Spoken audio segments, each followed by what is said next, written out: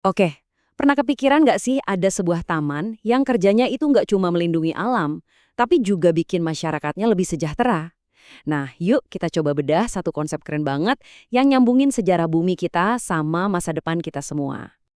Kita mulai dengan pertanyaan ini. Gimana kalau sebuah taman itu bisa melindungi masa lalu sekaligus memberdayakan masa depan ya? Ini nih pertanyaan kuncinya. Karena ini bukan soal konservasi yang diem aja ya, tapi soal gimana kita bisa maju bareng secara berkelanjutan.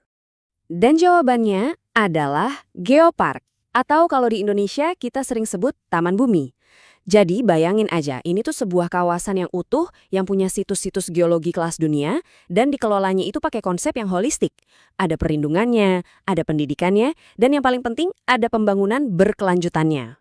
Tapi, nah ini yang penting banget dicatat, ini tuh bukan cuma soal bebatuan loh, justru ini tentang manusia.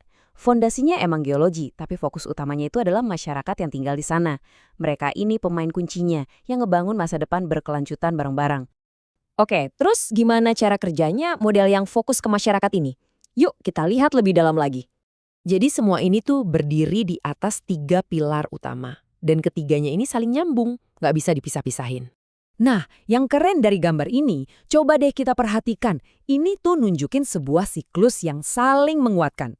Gini alurnya, kita konservasi warisan bumi itu bakal bantu pengembangan komunitas. Terus, komunitas yang makin berdaya ini bakal mendorong ekonomi lokal. Hasilnya, ekonomi yang sehat ini, uangnya bisa balik lagi buat mendanai konservasi. Keren kan? Siklusnya muter terus. Pilar yang pertama, itu konservasi warisan. Maksudnya apa? Ya, ini artinya kita melindungi cerita lengkap dari sebuah tempat, mulai dari geologinya, makhluk hidupnya, sampai sejarah manusianya. Semuanya itu satu paket, nggak bisa dipisah-pisah. Terus pilar kedua, pengembangan komunitas.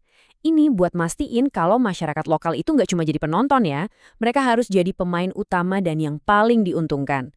Prosesnya itu bottom up, artinya idenya, inisiatifnya itu semua datang dari masyarakat sendiri. Dan yang ketiga, ini dia, pembangunan ekonomi. Fokusnya itu buat menciptakan lapangan kerja yang sustainable buat warga lokal. Caranya gimana? Ya lewat pariwisata, tapi bukan pariwisata biasa. Ini pariwisata yang basisnya itu pengetahuan dan ngasih pengalaman yang unik. Nah, sekarang kita udah tahu 3 pilarnya.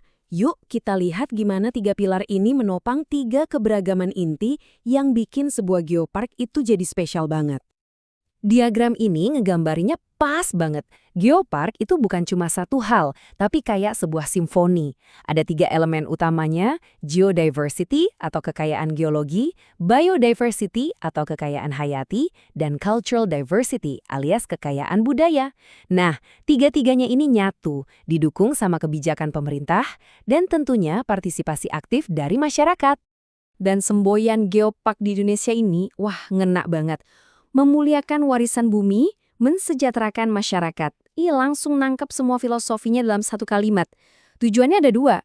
Kita menghormati warisan bumi, tapi di saat yang sama kita juga meningkatkan kesejahteraan orang-orang yang menjaganya. Oke, pertanyaannya sekarang. Apa sih mesinnya yang ngegerakin semua model ini yang bisa datangin keuntungan ekonomi tapi tetap berkelanjutan? Nah, jawabannya adalah geowisata. Ini bukan sekedar jalan-jalan biasa ya, ini adalah cara kita berwisata yang bisa memperkaya diri kita sebagai pengunjung, sekaligus juga destinasi yang kita datangi. Jadi, wisatanya itu sambil belajar, sambil dapat apresiasi yang lebih dalam. Biar lebih jelas, kita bisa lihat bagan ini. Bayangin aja ada 3 lingkaran yang saling beririsan. Ada ekowisata yang fokusnya ke ekosistem. Ada wisata budaya yang fokus ke peninggalan manusia. Nah, geowisata itu menempatkan cerita bumi di tengah-tengahnya, tapi dia juga nyambung dan punya nilai-nilai yang sama dengan 2 wisata lainnya. Supaya berhasil, geowisata itu harus memenuhi 5 kunci ini. Pertama, basisnya harus geologi.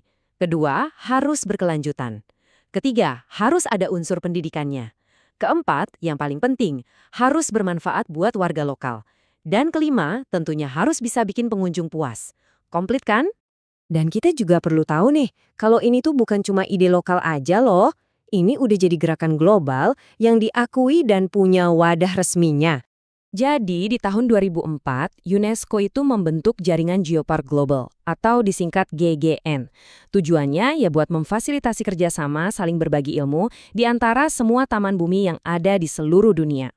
Nah, per tahun 2015 aja jumlahnya itu udah ada 127 situs keren yang tersebar di seluruh dunia.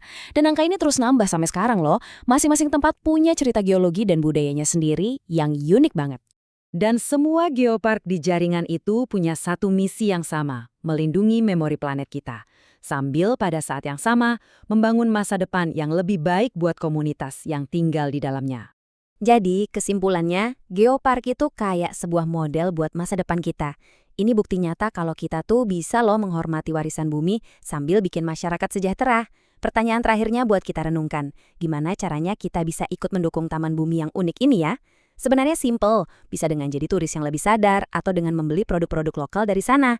Dengan begitu kita semua bisa jadi bagian dari cerita yang luar biasa ini.